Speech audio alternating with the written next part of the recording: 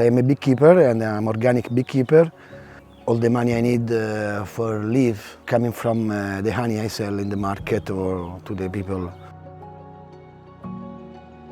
I felt that myself need to be more in the nature, so slowly when I start to be adult, I was looking for a place more in the nature. This is my first yurt I had. My last son was born inside here. In the last 2 years I start to don't move anymore the soil. I don't want to work like this in the soil. We have enough food for all the year and more than what we need. We spend around 1,000 a year for electricity and water and rubbish. I thought, wow, so I'm not crazy. So there is other people that think that it's possible to live like this. So other people do it, so I can do it. Imagine a world in harmony with nature, with others, and with ourselves. A world where people are nourished by diversity and beauty. Do you believe it can exist? Utopia. Discovering dreams that are reality. Ciao, my name is Giuseppe. We are in the Tuscany Apennine, on the feet of the Apennine, around 400 meters on the hills, near Pistoia. I decided to live here because I was looking for a place in the nature, not near from the others, and a little bit alone, and not much far from the cities. I enjoy a lot to born in Rome, to live for 25 years in Rome. But for many years when I was living in Rome, I felt that myself need to be more in the nature. So slowly when I start to be adult, I was looking for a place more in the nature. I'm a beekeeper and I'm organic beekeeper. I have around 80 hives. I sell some family of bees on the springtime, especially in the springtime. And that's it. I try to make a kind of beekeeping more natural as possible, to don't give anything that it's chemical to the bees to survival, and to try to don't give sugar if it's possible.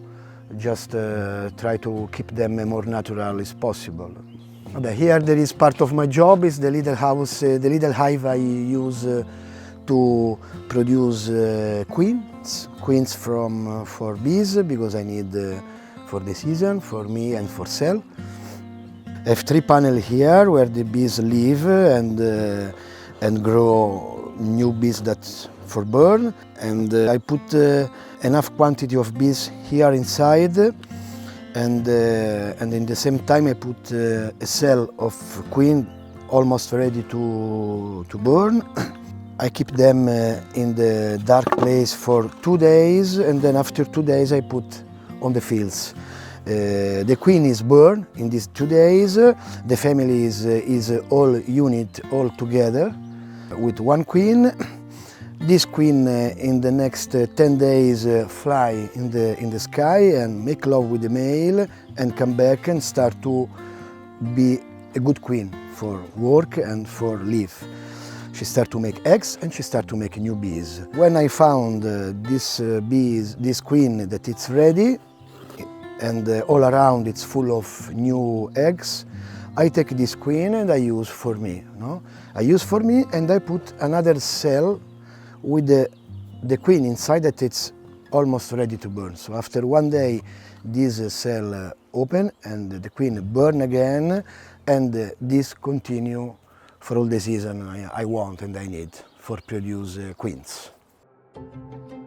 It's around 20 years that take care of bees, and for sure in the last 15 years it's my job. So the money I need for live, for survival, me and my family coming from the honey I sell in the market or to the people comes here. This is my first yurt I had. I was used to live in the yurt for 4 years when I was living in a community nearby here. And 3-4 years ago, I moved here. My last son was born inside here. It's a really beautiful house to live. Now it's 20 years old. It's still working very well, and still it's the best place I can choose for me for live. Also, if now I'm living mostly at the house, in the house, but I like very much to live in the yurta.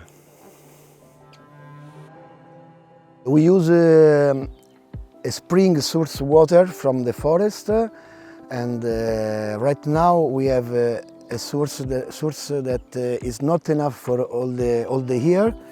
Normally for 4 or 5 months during the summertime we don't have enough water for give water to the garden and for us. So we are using for 3, 4, 5 months a year also the water from the government. We use the normal bomb of gas. We don't have, we are out from the villages, so here anyway we cannot receive the big gas from the government, and so we are using just the normal gas when we want to cook on the normal fire, and we have a stove that makes work all the heaters in the house, and normally also we can cook we prefer to cook on the stove. And sometimes to make quickly we use the gas, or in the summertime we use the gas. So anyway, we don't spend so much. We spend I think around 1,000 here a year for electricity and water and rubbish. That's my magic car, yes. The old Panda 4-wheel. Yes, she is very important. We are going to see this other yurta, the last one, the second one we have. So this is the second yurta. For now, it's using by other friends that come. It's free. We have the idea also to rent, to build a nice compost toilet here nearby, and to rent to people that wants to have the experience like that. My dream is that this land is living just not from me and my family, but also from other group of people. So this yurta is here, but if someone arrive that we feel in connection and want to stay here, it can be used also for people that want to stay for a long time. Probably it's not from Mongolia, I'm not sure. I think it's from Kazakhstan, Uzbekistan, because the roof it's less flat than the other. It's more high. The windows on the top. This stove is really beautiful. It's a very old stove made by clay. It's just one piece of clay, cook all together. Very, very old. I have some problem. I need to fix it, but it's working very, very well, and give really a nice heat. Like Feng Shui, Zen. It's it's a plant. It's a live plant that comes from the hole here, from down, and now it's keep growing. It's nice. You have.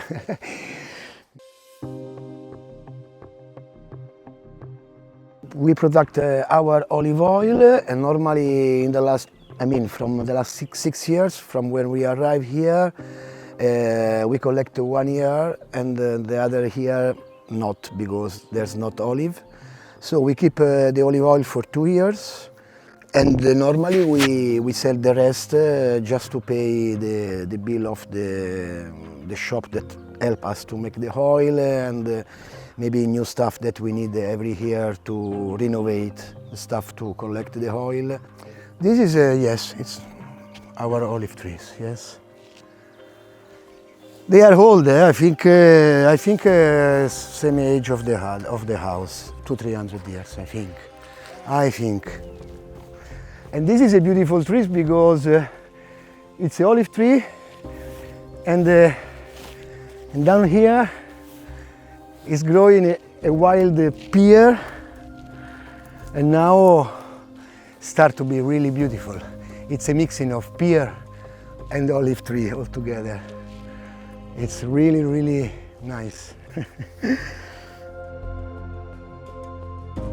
Anyway, I plant other trees, around 30 trees of fruits that now they are small. They give us a little quantity of fruits, but I hope in the next 4 or 5 years we have enough fruits for all the different period of the year. Because I think it's really, really important to have many fruit trees who give us help to have enough food, you know, also in period that maybe can be some problem to collect food. 6 years ago when we arrived here, there were just a big plant of 3 meters high of blackberry and a few plants of ruta, this plant here. And now it's a garden with different fruit trees and many other wild and plants.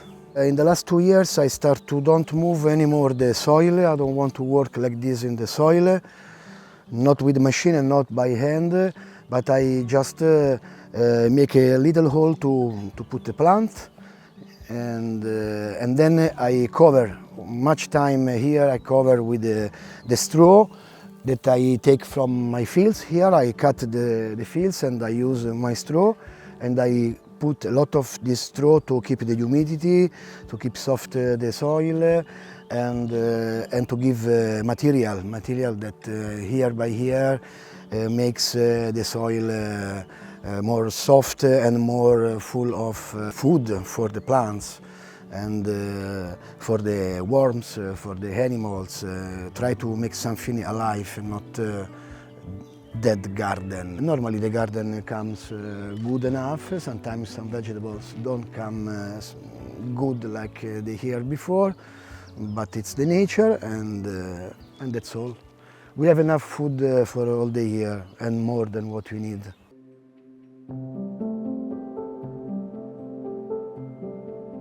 Boys and girls that comes here normally are around 20, 25, 30 years. Many times they come here and after 2-3 weeks they go away completely changed. And I see these guys change a lot in the good way, and for me it's a pleasure, no? To make understand to another person that maybe another style of life is possible. Maybe it's possible also to live in another life, no? Here around it's full of deer, big deer that they eat everything. I decided to use a big part of blackberry, very high, to use like a big net to protect the tree. So 3/4 of this piece of land that I am using for these trees, it's protected from the blackberry. And then I use just this part with net to close, and it's working. I was not sure, but it's working. They are not coming inside for now. It's possible to visit if you want to be a volunteer, no? If you want to really share the place, if you don't care to use your hand and make dirty your hand, to make a hard job sometimes. This is a prune, this is apricot, this is a prune, this is a peach. This is this beautiful kaki tree that I found here. This is also probably 200 years old, I don't know. It's really big.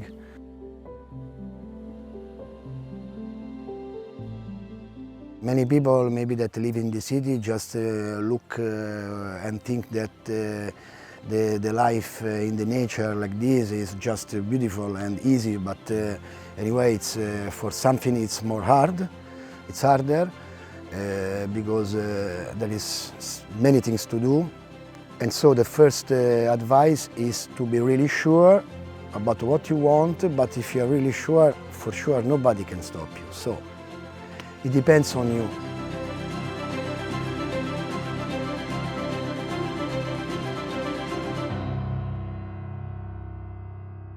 Viva viva!